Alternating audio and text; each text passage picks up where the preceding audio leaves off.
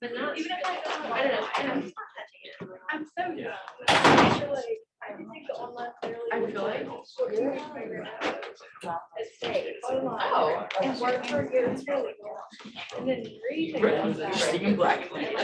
Just like the typing, I had to get rid of the colors. Yeah,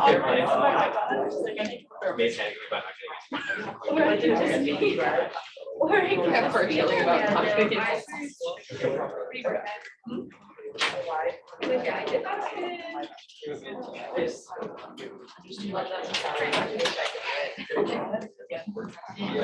I think right now,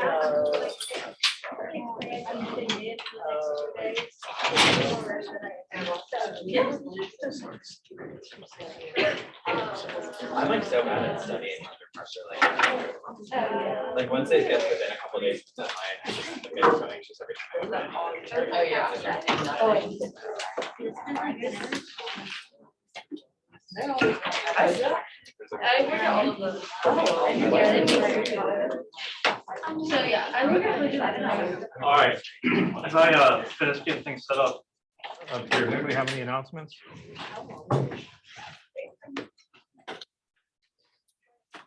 No? Anything interesting or exciting, somebody wants to talk about?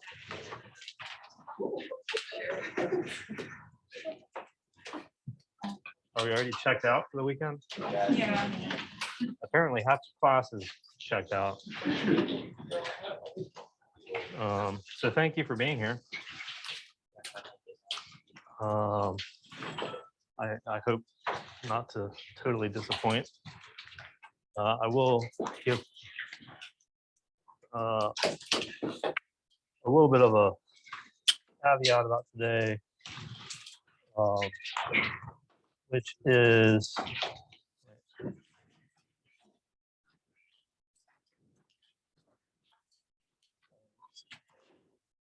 I already see anything on this.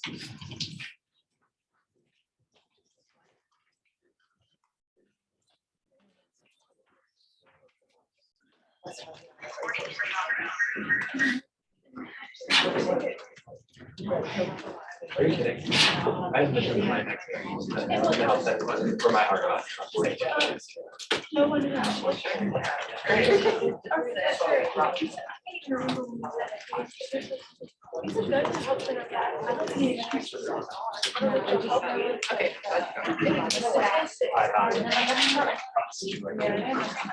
All right, sorry about that. I had the She's so smart. joy and pleasure of having like a full-blown panic attack this morning for no reason whatsoever. And anybody who's ever actually enjoyed the wonders of a panic attack, it has a tendency to scramble your brain a little bit, and it makes you really tired. So if I say anything too crazy today, let's just not be like repeating it. Yeah. I mean, I know I'm recording this, and maybe I shouldn't, but that's where I'm at right now. But I am excited that you're here.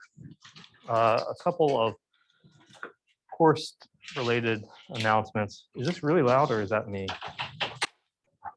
Okay. Huh? Okay. Just hold it.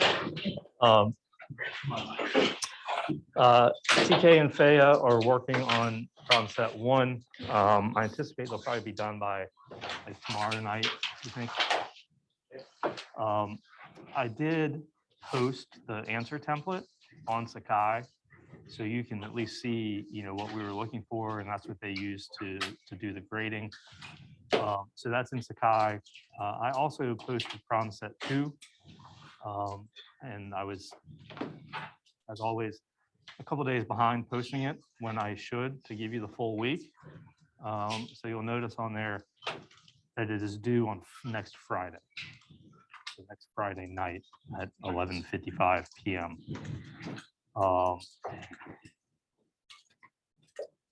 I apologize for class on Tuesday. The real shitty thing about it was my mom ended up not having the surgery anyway. but you can't really uncancel class. At least I don't feel like you can. It just seems totally wrong on many levels. And I'd given you an alternate assignment, which don't forget that is due on Sunday. I know not that many of you have done it. Last time I checked, which was this morning, it was 9 had done it. But once you do it, I'd be curious to hear some feedback on that assignment. If you like it, if you didn't like it, we'll go with that. Yeah. Is that graded for accuracy or? It is both. It is graded for thoughtfulness and really like taking concepts from class and applying them to the new information. Because that's what it's all about. I will say it's also would be good practice for the midterm,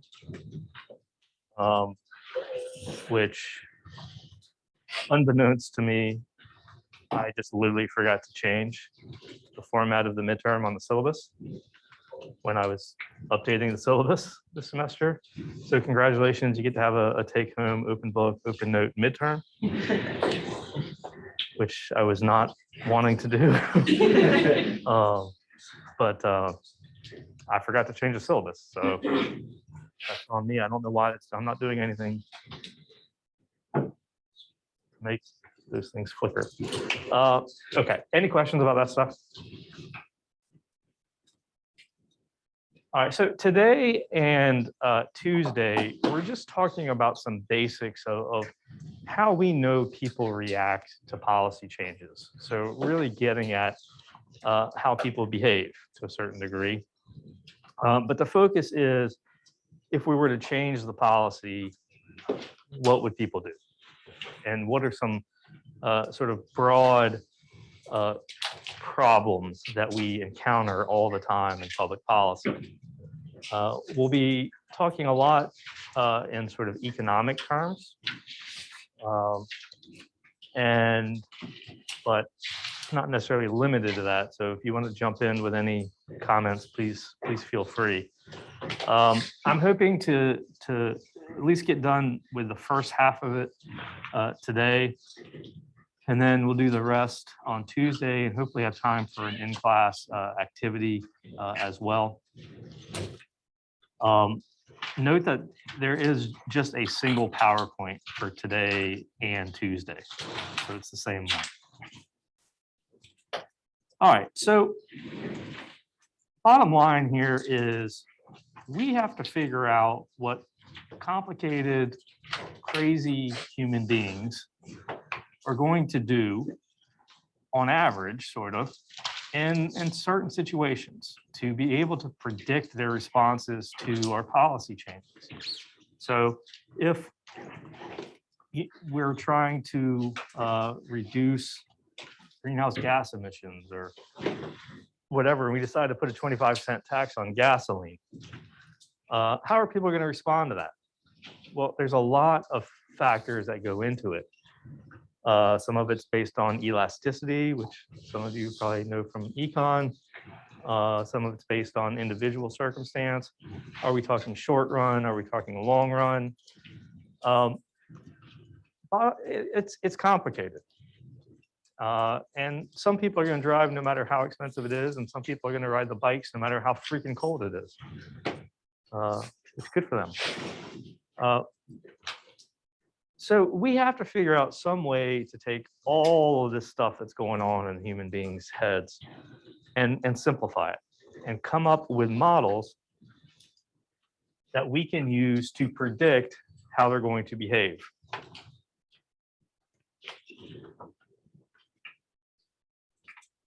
I could predict how this thing behaves. I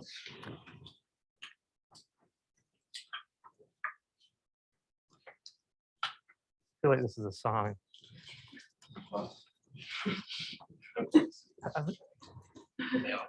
Anybody ever seen this before? No. Well, at least it's showing up. it is important to understand the limitations here, right? We're not going to get it right all of the time, and that's fine. We're looking for generalized rules that are going to be generally applicable to people. We can't account for every little situation.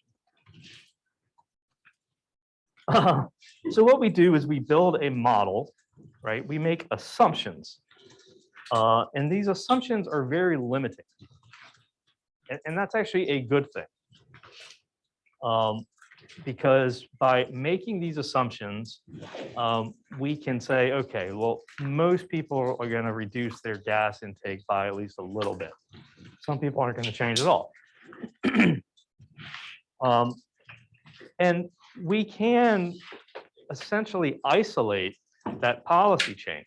Say, okay, well, given everything else,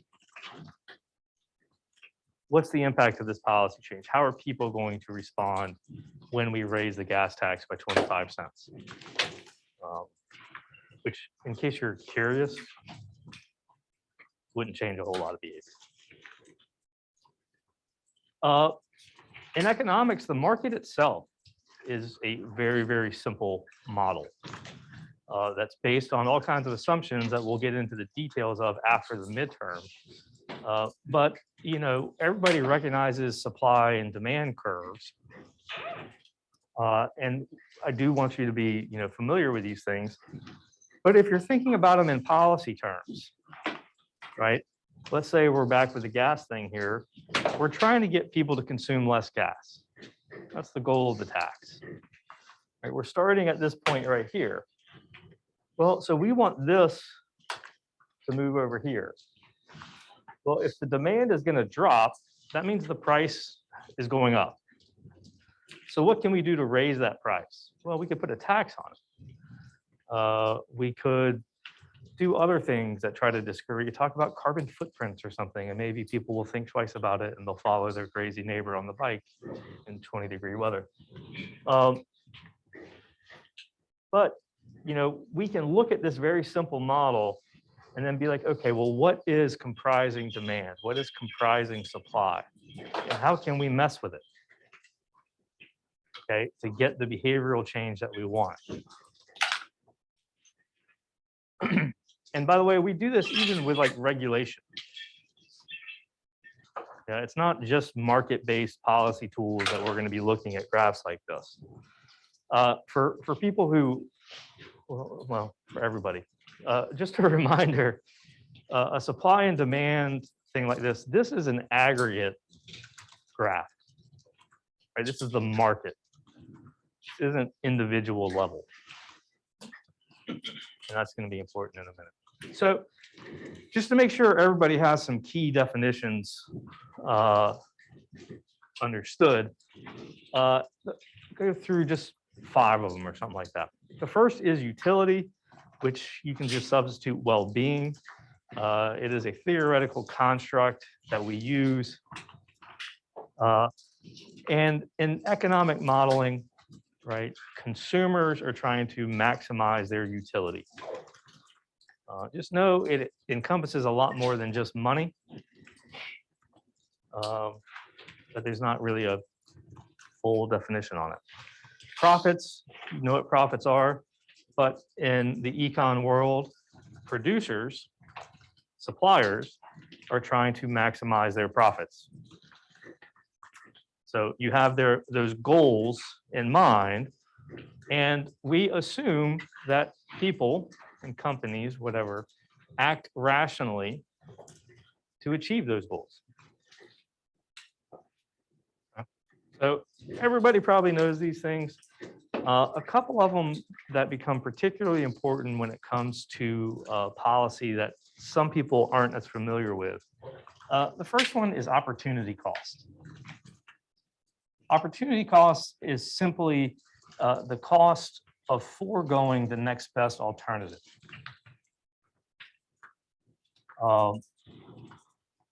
So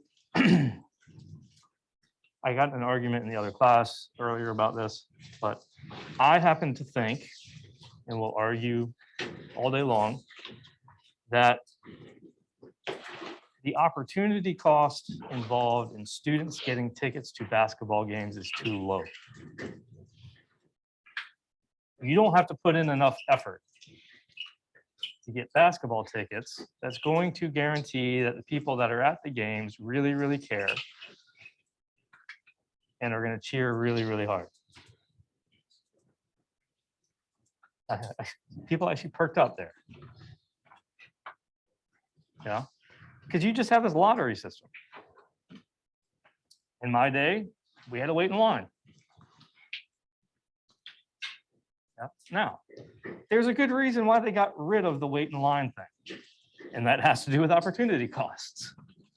Because while I'm waiting in line, I'm not sitting in class because we didn't have Zoom. That's interesting though. Now with Zoom, I wonder if we could reinstate. I have to think on this.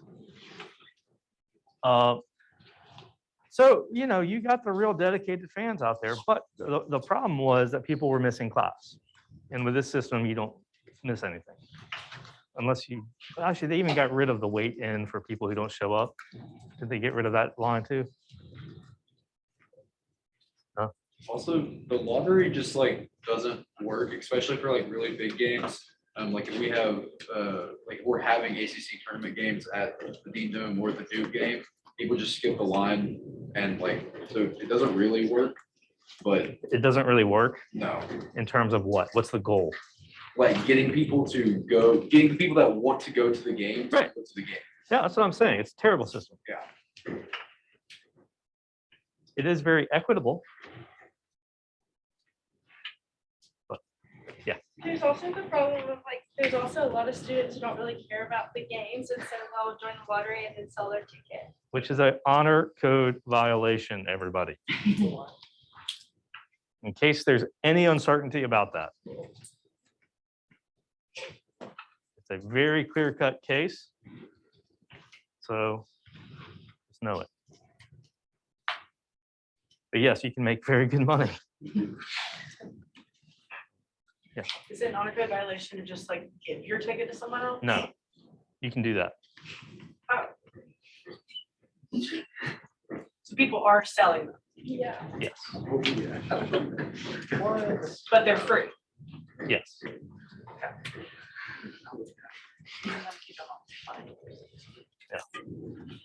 This is what happens when you mess with markets. Don't get crazy. All right. The other one, last thing on here I want you to know is this concept of human capital. Right? You all right now are investing in your own human capital by being here. And I bring this term up mostly to introduce what's going to be a very, very important and ongoing part of classes, which is the distinction between short-term and long-term thinking. Investing in human capital is a long-term approach to maximizing utility. Yeah, so you're sitting here in class, you're not, hopefully you're not actively working for money right now. And, you know, the hope is that eventually it's going to pay out down the line. Okay.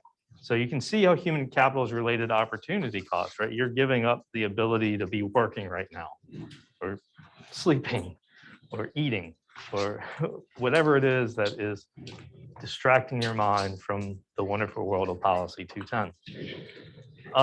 So I do want to make sure that people understand the basic visualization of utility. This is an individual level graph. This is a single person. And the way we do it is we usually have two different goods, or it could be one good and everything else. Sometimes you'll see AOG, all other goods. And you have these series of red lines. These are the utility curves or indifference curves. That's why they say I up there. What they mean is that you are indifferent at consuming good X and good Y in the quantities along this line. You're just as happy there as you are up there. Okay. But you're much happier anywhere on this line than you are on this line down here. So as these utility curves go out away from the origin, right, utility increases. The way one maximizes utility is you have to introduce how much money they have to buy these things. That's what this blue line is. It's the budget constraint. And where one of those indifference curves is just tangential to that line, that is where you maximize utility. Right? You would be much happier out here, but you don't have enough money to be there. Okay? You could be down here, but you'd be a lot less happy. So what you're going to see is what happens if we raise the relative price of one of these goods. Let's say we put that gas tax on, and that's good X. Well, suddenly you're going to be able to buy a lot less X. So this blue line is going to pivot down here. And you're going to end up on a lower utility curve, which is a violation of the whole Pareto thing. Yeah. And generally, people are worse off. But it's important to understand sort of how to read these graphs and not to have that immediate fear reaction when you see graphs or numbers. And just so you know, for anybody who does actually have that, even if it's not fear, if it's like just kind of creepiness, or I don't know, how else would you describe it? Concern, lack of confidence. You can train that out of yourself. Actually not that hard to do. You just have to look at these things a whole lot and change what you are consciously telling yourself in your brain. You do it enough times, that thing goes away. Actually, one of the most useful things that you can do when it comes to learning is to get rid of those internal barriers that are unnecessary. Okay. So in policy, right, it's all about using incentives. We're trying to change behavior. And in theory, if people are rational, and if markets work the way we say that they do, generally, then it should be pretty easy to manipulate behavior when we know that it's easy. So we're going to talk a lot about elasticity and how important that is from a policy point of view. Good that's inelastic, meaning that a change in the price results in very little change in consumption. From a behavioral point of view, there's not a whole lot we can do with that. Somebody in the other class said something about the Biden administration sending out like nicotine something or other. Anybody heard this? Is it total BS? All right. Somebody can Google that and let me know, because I have my doubts. So sometimes we're going to be trying to encourage behavior. Sometimes we're going to be trying to discourage it, right? It's not all discouraging. If you think back to the utility graph and say, you know, X was, well, you know, we could put a subsidy on something. And that makes X relatively cheaper. That moves that budget constraint up and out and puts you up on a higher utility level. But the key is that we can predict how people are going to behave. Right? That is a key assumption that we're making. And it's based on these very simplified assumptions, generally within the classical economic model. Over the course of the semester, we'll modify these things.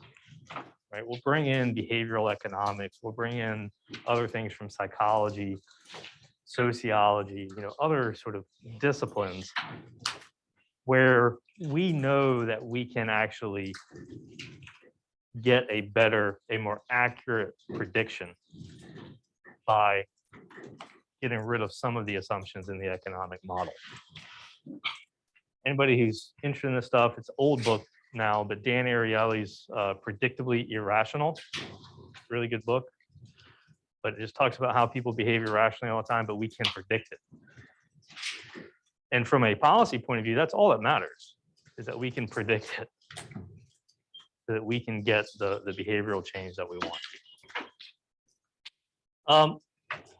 Here's one of the ongoing problems, though, is people will respond to a policy change in a rational manner, right, to maximize their utility or to maximize their profits. But that goes against the goals of that particular policy. Did we talk in here about the license plate example? I think we did. Yeah. So that's, you know, a good example of that. So we have to be very, very careful in these situations of what economists broadly call perverse incentives, to make sure that the overarching goal isn't being subsumed.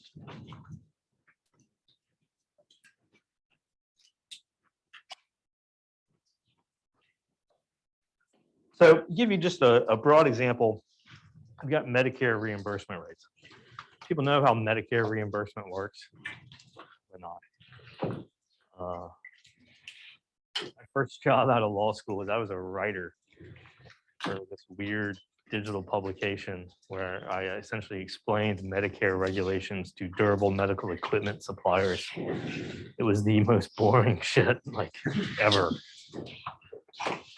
Oh, anyways, so basically doctors and hospitals will negotiate with the federal government to get reimbursed at a particular rate for certain procedures. Okay. It's very important that that rate is correct. If they set it too high, meaning we're giving the doctors too much money to do these procedures, then the doctors are going to overprescribe them. And the government's going to lose a lot of money. If we set them too low, then the doctors aren't going to perform procedures, even sometimes when they are necessary. Okay. We actually saw this in North Carolina 20 or 30 years ago with Medicaid and dental reimbursement rates. Anybody in here have a parent that's a dentist? Huh. I thought the numbers would play that out. I guess with half the class missing. Maybe is anybody on Zoom raising their hand, TK? Yeah. Well, they're probably not there anyway.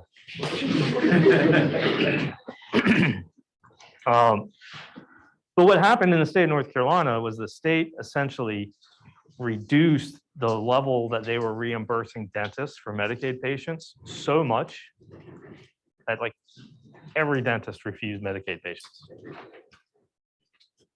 So there's a lawsuit and they settled and they raised them back up so that people on Medicaid had access to dental care. All right, so I want to go through some sort of categories within perverse incentives and note that some of these overlap. And I'm giving you some of this stuff really just so that you have the vocab. Because some people will just call everything a perverse incentive. Some people maybe get more specific and talk about a moral hazard. Yeah.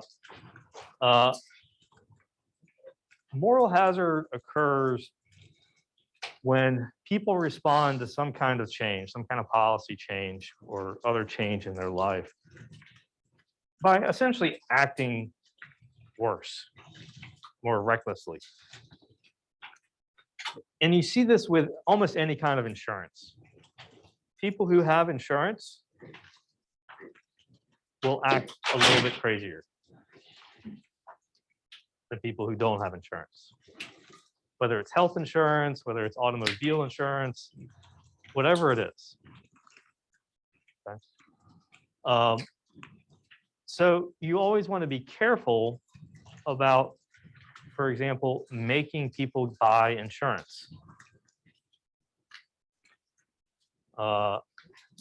Think about you as students. Do you have to have insurance? Yes. Do any of you actually think about that when you're making decisions? I'm just curious if anybody would admit it. Probably not. But I think there's an interesting argument to be made that mandating health insurance for college students, especially in the time of COVID, encourages riskier behavior. I don't know.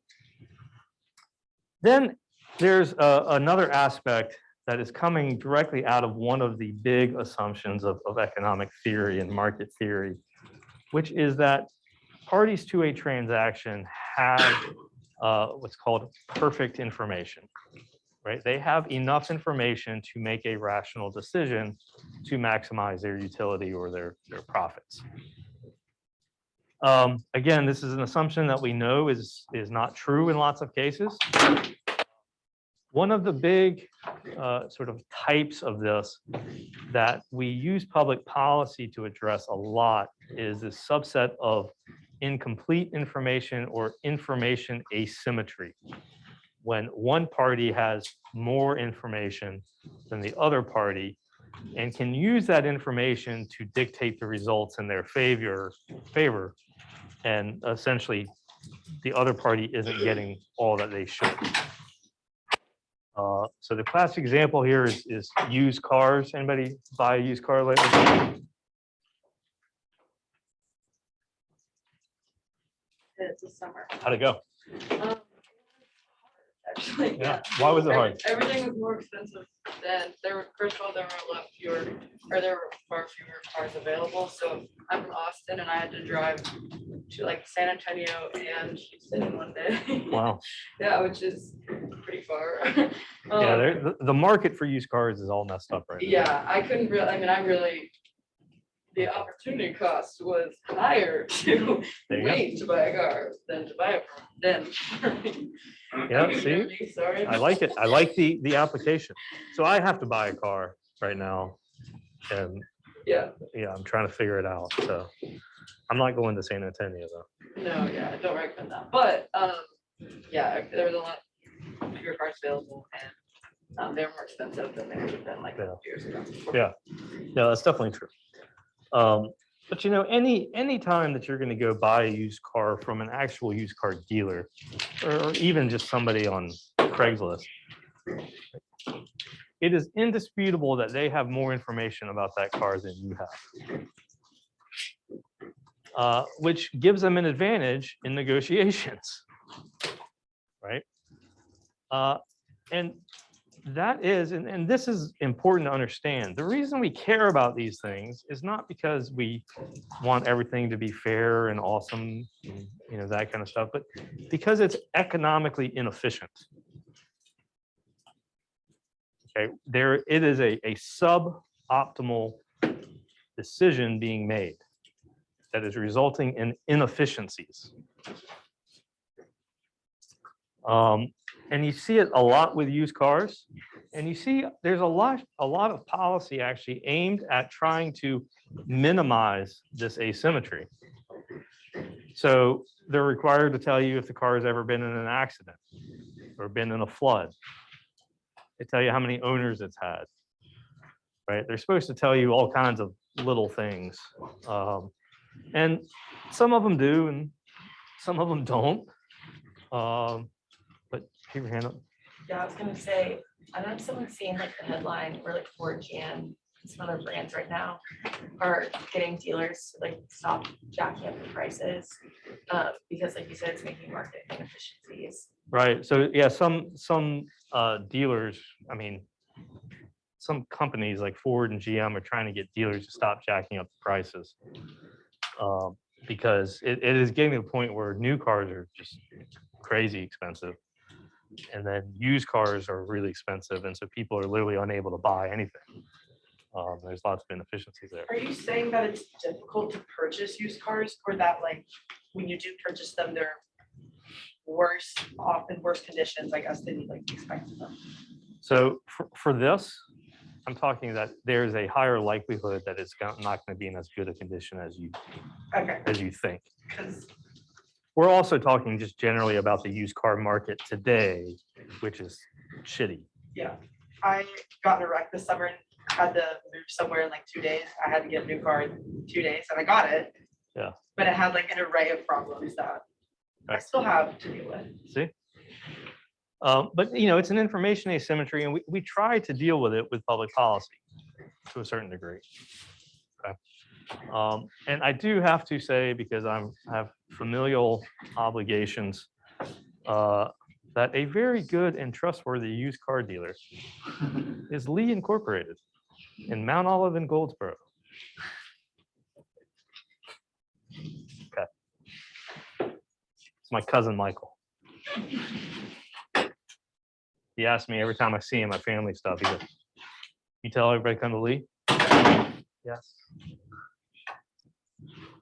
He's a good guy, but he can't find cars. Not right now. All right.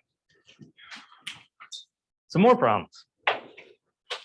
This one is huge in public policy, and that's this just general principal agent problem. I mean, here's the basic setup, right? Somebody hires somebody else to do something on their behalf. If the interests of those two people aren't aligned, then there's going to be an inefficiency, right? Because the principal's interests aren't going to be met. Their utility is not going to be maximized. This is especially true when the principal can't easily observe the behavior of the agent. There's a whole literature in economics about shirking and fast food workers. If you're really bored one day, it's pretty fun to read the word shirk a bunch of times.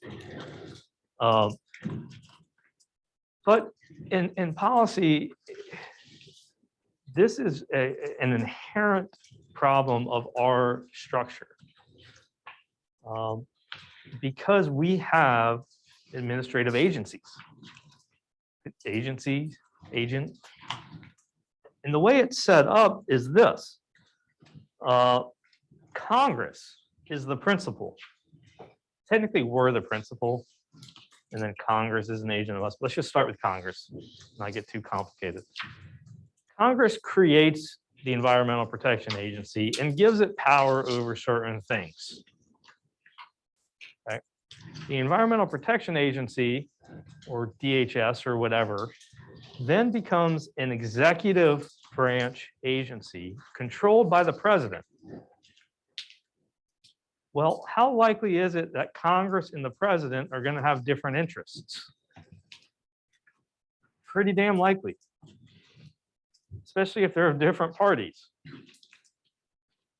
Right? So if you think about immigration enforcement, it's a situation where lots of times Congress is complaining that the president isn't doing enough on immigration enforcement. Sometimes that they're doing too much, but it's usually the other way. But our entire administrative state is a giant principal agent problem, at least a potential principal agent problem. Which is why technically it's also illegal. It violates the common law non-delegation doctrine, but we're going to forget about that because the Supreme Court forgets about it.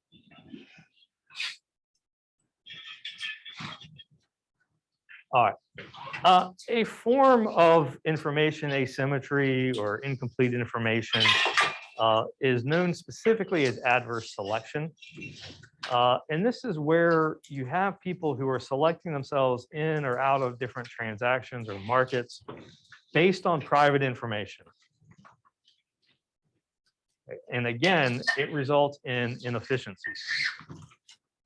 So orthodontics. This to me is a fascinating market, orthodontics insurance. Because it doesn't really make sense to me that insurance companies could make a profit on those. Because look, I have 3 kids. We've known with all of them since the time they were 3 that they were going to need braces. because their teeth are all kinds of wacky. Well, when we find out at the age of 3 or 5 or 8 that they're going to need braces, are we going to go ahead and purchase orthodontics insurance? No, because we're not going to get any braces for like another 10 years or 8 years. So the incentive is to wait until they need the braces, then get insurance, right? But the problem is the way insurance markets work is you have to have people paying in so that the insurer can pay out. So what you see lots of times is a policy solution, like in North Carolina, where you have to be paying in. You have to have the insurance for a year before you can make any claims for reimbursement. So that's a way of dealing with adverse selection. I still find it hard to believe that they can make a profit based on that 1 year. Maybe they're just hoping that people will start paying these premiums when their kids are 7. Or maybe they got kids like my youngest who's 8 and already has a freaking retainer. Oh, that kid. She literally had a cavity in every one of her teeth. Every one. And yes, she brushes her teeth. And yes, she uses toothpaste. It's just that apparently, and I didn't know this, some people just have some really nasty bacteria in their mouths that do really bad things to teeth. Most people don't have them. And there's nothing that brushing or anything can do about it. It's just an inherent problem. But she opens up her mouth and it's just like metal. I feel like I'm looking at Lil Wayne.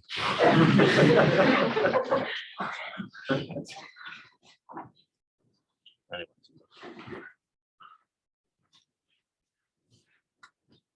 Any questions?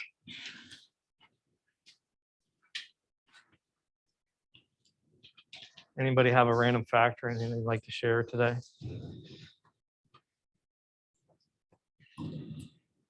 Yes. Ben Simmons got traded. Ben Simmons got traded for Harden.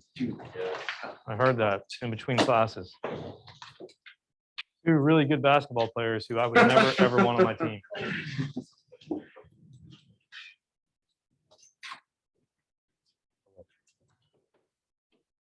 I'll take some Brady Maniac though.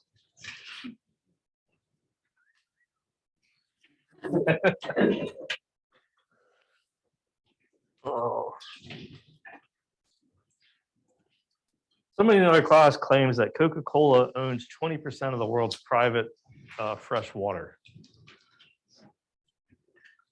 Well, I've not had time to fact check.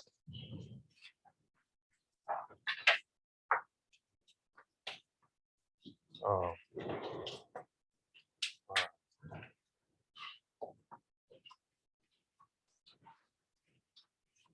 You got to take little mental breaks throughout class, right?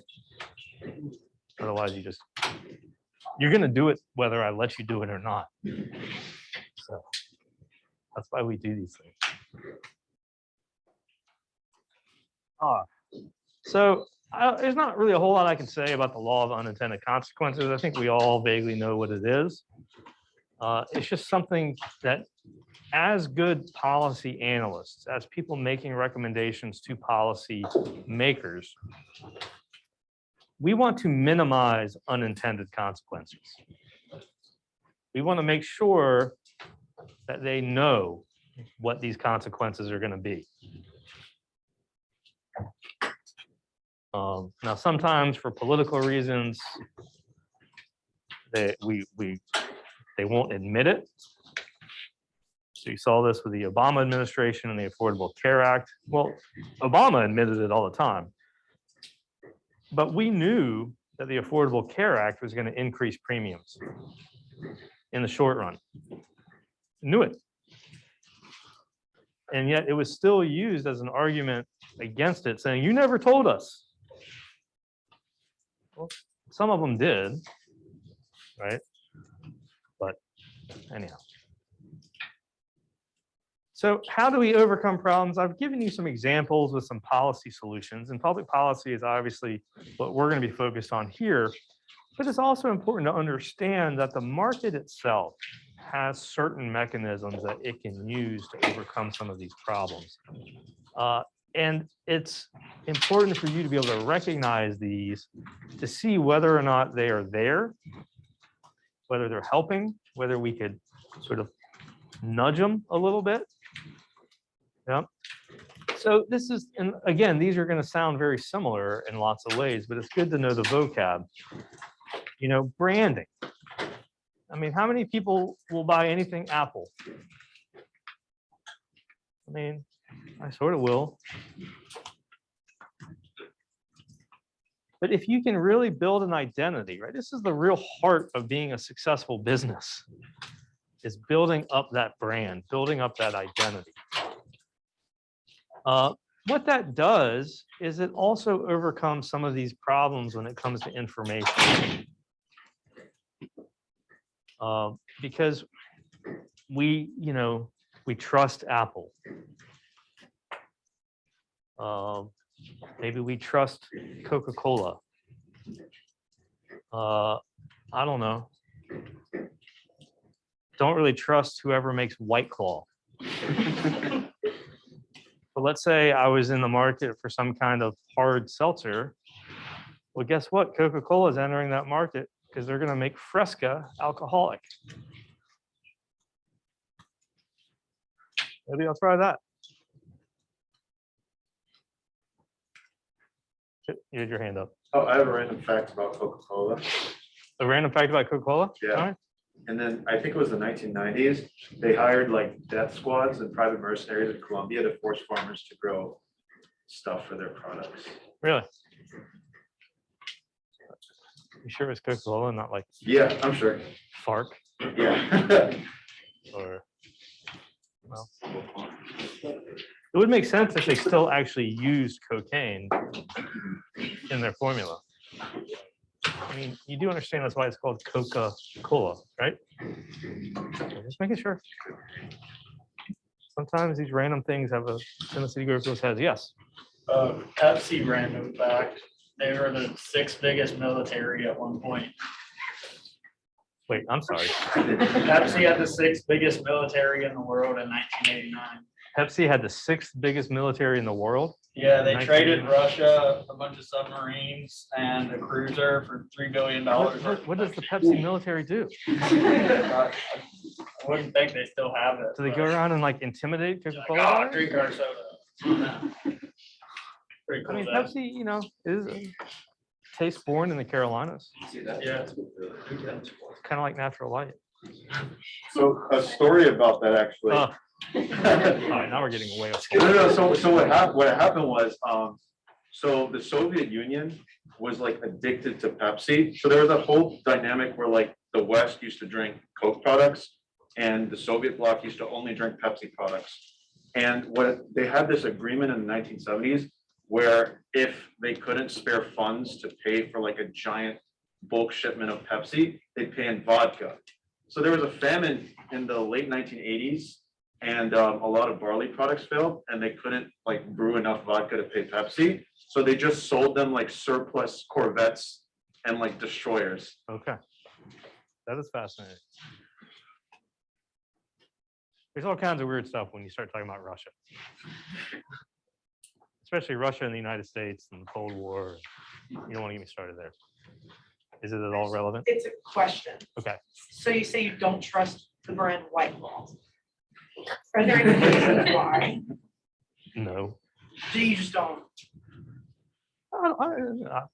I guess it's fine. I just don't know where the hell it came from. It was just like all of a sudden, bam. But you trust Coca-Cola?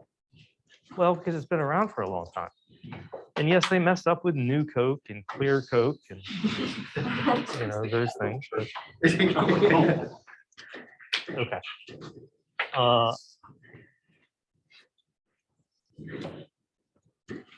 So I got to get my head away from White Claw, which is my brother's Wi-Fi name.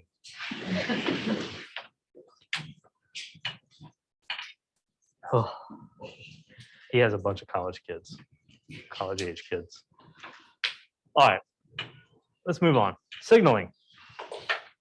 This is very similar. You're taking some piece of information and you are sending a signal to somebody about the quality of a product. Okay, so the fact that I put and sort of have to put in my official signature, PhD, JD, right? That's a signal to people that I spent way too much time and money on school. But there's lots of ways that we can signal people. And what it does is it creates a level of trust where otherwise there wouldn't be anything. Certification programs, we talked about these a little bit. We have things like USD Organic and Energy Star and like government certification programs, but there's a lot of private certification programs out there. And a lot of this started with Consumer Reports. How many of you have parents or grandparents that actually still look at Consumer Reports? It's funny, every year the number goes down. Is it grandparents now? No, those are my parents. Your parents? Yep. For everything. They're old school. Yeah, that's the way it used to be. It used to be an actual magazine you would get. You know, now, I mean, we all do this, right? Like, if I'm looking for a new piece of software or something like that, I'll go see what PC Magazine or somebody says. Like, they'll have these lists of the 10 best iPad cases or, you know, that kind of thing. Now, that's not really certification, but it does the same thing. If you look at coffee, you look very closely at coffee, and you see things like certified organic, or you see fair trade, right? Certified. There's no government agency that does fair trade certification. Those are all private, and there's several different ones.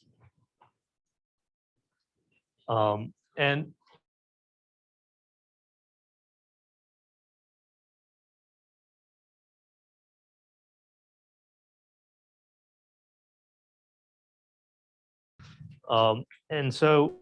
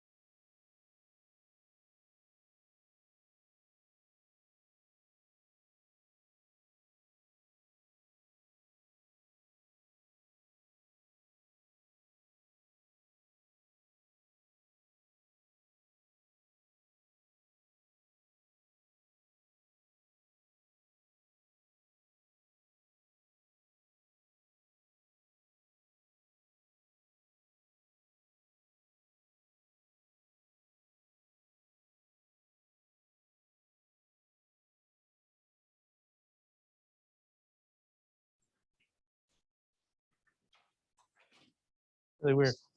Is this a second sign? Huh? Is this the second sign? Second sign. Okay. How many signs of the apocalypse are there?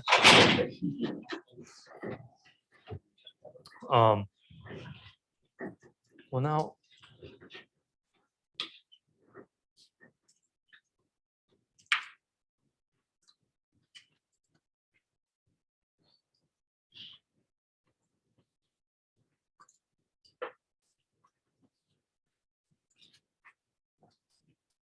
I believe I actually chose the right one.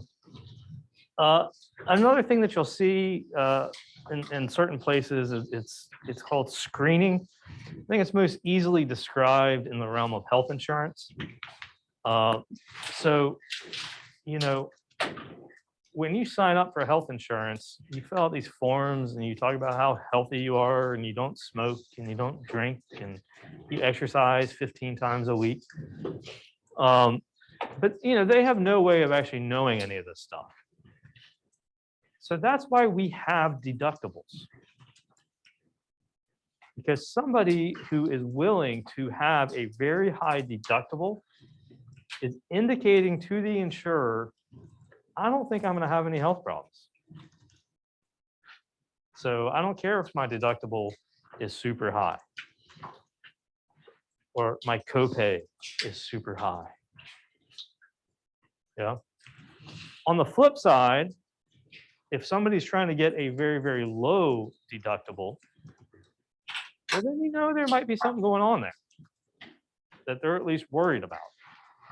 So we call this screening. And it's a good way to sort of involuntarily get information out of people. And then, of course, public policy. And you know, I've given you a lot of examples. There's a bajillion more.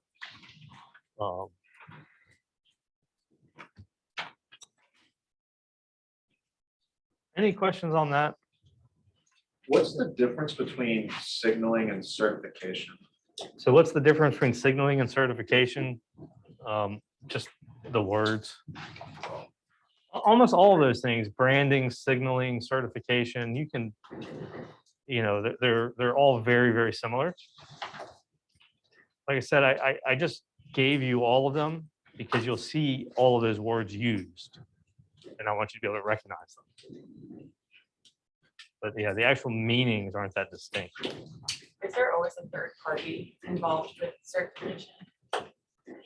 Is there always a third party involved with certification? Well, yes. I mean, third party. And I guess you could. Well, you know, again, if you go back to cars and used cars, right? You see, you'll go and it'll be like Ford certified pre-owned vehicles. It's not really a third party, you know, that company, but it is like an official program. So.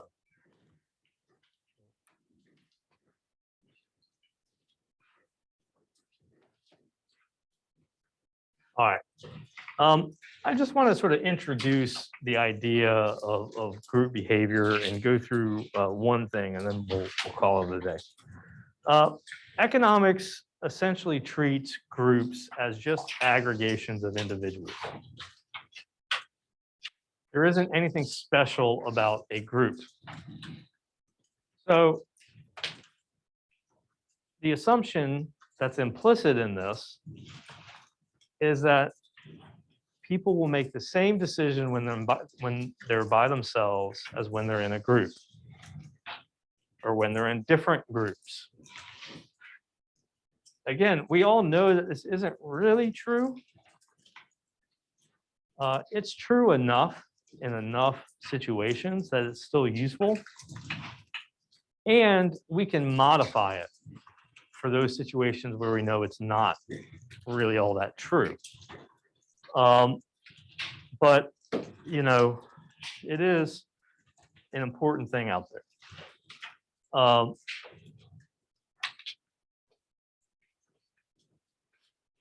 right, I have Zuckerberg and Atticus Finch going through my head. Can anybody tell me why?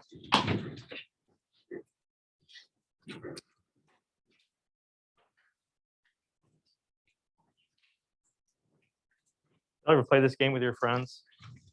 And they just come up with some kind of random thought. And then you say, can you run me back through the process that got you there? Or they make you guess what the process was? It's actually really kind of a fun game. Yes. Does it have something to do with huckleberry? Does that have something to do with huckleberries? And like huckleberry fizz? No, Oh, it does not. What book is Atticus Finch from? Kill a Mockingbird. right? So he has this, sort of famous quote in there that, you shouldn't do anything at home that you wouldn't do in public. And that's like Zuckerberg's like core principle. You shouldn't do anything in private that you wouldn't do in public. And that's why Facebook doesn't care about privacy. I'm actually serious. You can look it up. Okay.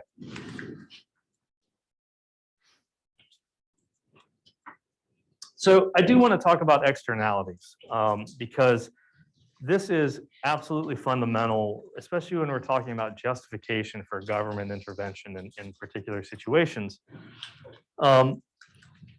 And externalities arise, right? The framing of it here is that you have people making decisions that aren't considering all affected parties. Right? So you might be making a decision as an individual, but you're recognizing the existence of a group and that your individual decision has an impact on members of that group. So that's essentially what an externality is.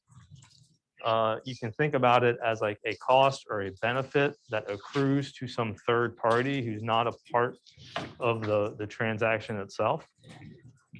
I don't care if you know this. It is important to understand that externalities can be positive or negative. A negative externality means that your decision is imposing a cost on somebody else. A positive externality means your decision is actually imposing a benefit on somebody else. So think about solar panel subsidies. Right? We do that because you installing solar panels at your house actually helps other people. Right? There is a positive externality. They can be big, they can be small, they can be anywhere in between. And all of these things are going to go into a decision as to whether or not they're going to merit some kind of government action. Because if you just say there's an externality, and therefore government intervention is justified, then everything is justified. Okay.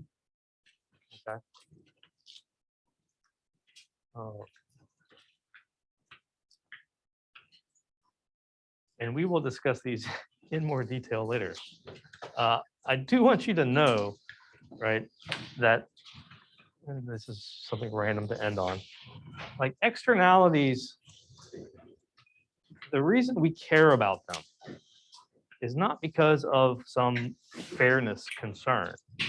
It's because their existence indicates an inefficiency. That inefficiency is the same, whether it's a positive or negative externality. The government justification here is that we're going to go in and we're going to make it less inefficient. We're going to increase the efficiency. Right? And really the best way to do this is actually to get the parties themselves to internalize the externalities, which is one of my favorite phrases of all time. If you happen to see a car driving around Chapel Hill with a bumper sticker that says that, I'm not saying it's not mine.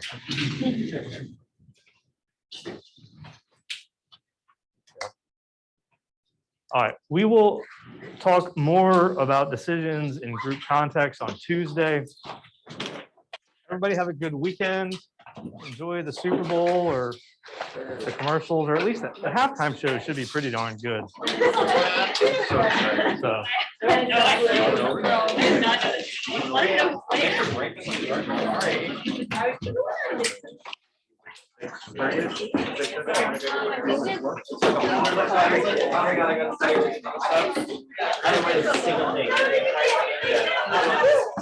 I figure out what I'm gonna write about.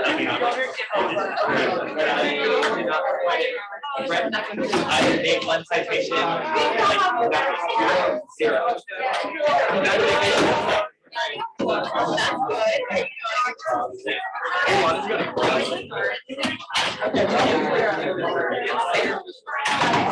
Yeah.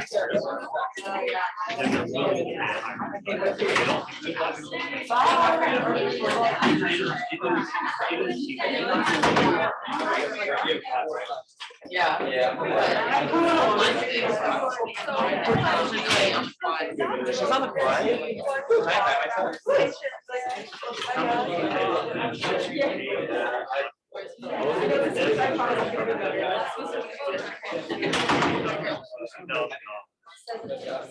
Whatever, you'll pay up to $2,000. Covers everything else.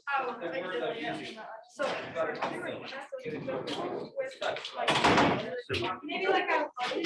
Higher risk. Yeah. Lower. But so that is the public. No, that's just a market. But that is kind of a good thing. I just gotta get it Yeah. now. Okay. Yeah. Oh, thank you. That's the question. Like, I- No, it is kind of. But wait, it's weird because In a meeting with my English wife, comedy's so expensive. I'm taking applied econometrics, and the econ department, That- guilty, that- it's so hard. It's the hardest class I take. It's a balancing act between So them that's being that. able to And I'm operate at taking all program evaluation with and Gustavo, making a lot of and then profit. return on Oh, help and child health. So without the deductible, How it's almost impossible for an insurance company to even cash operate. transfer impact They evaluation, stand that no would chance. cross over. In my last class. So, Categorical. That's why if you look at the Care Act, How's your? they had like 3 different plans. How's the? They had 3 different deductibles. Oh my God. They weren't letting the insurance companies just do that. The graph. So it was kind of like Wow. guaranteeing them enough of a profit without too much. the last so the positive externality will also cause mini efficiency. Yes, Right. Okay, that's about economic That's stuff. the one. it is. Yeah. It is. Okay. I'll show you on the graph Somehow how help it you all alleviate. Okay, so Have to do it, if, yeah, try. like, no matter whether it is positive or negative, Yeah. if the externality is very big, so the government will have the right to. I mean, it's a good reason for the government to do something. Okay. There's no like, That might be they had a helpful right. Like this It's first just, problem said. it's a good justification. Those student academic Have a random officers. question. Yes. Is your shirt a reference to Ted Lasso? Yeah. Very nice. My dad like loves Ted Lasso. Yeah, that's a lot. It is a great show. He has the whole like Richmond sweatshirt. Does he and, really? Like the beer glass. Yeah. Nice. I just thought I was like, that's awesome. It made my day. My wife That My wife gave me 3 Ted Lasso shirts for Christmas. Christmas, yeah. So this was one of them. I've got one that's got Ted Lasso here. Roy Kent. That's And awesome. me. And then I've got one that's just got a picture of Roy Kent's face. That's amazing. And it says, Thanks. Bye. it says fact. Oh, okay. Yeah. That's amazing. That's amazing. That's so good. My dad has watched that show like 5 times through. It's so It is so good. cool. Well, I appreciate the shirt. Yeah, sure. I hope you have a good weekend. Thanks. Hey. Is this until the building? And I've given Adams a coach here last game, was like a historic game to be at. Yeah. we stop. Have a good weekend. You two take care.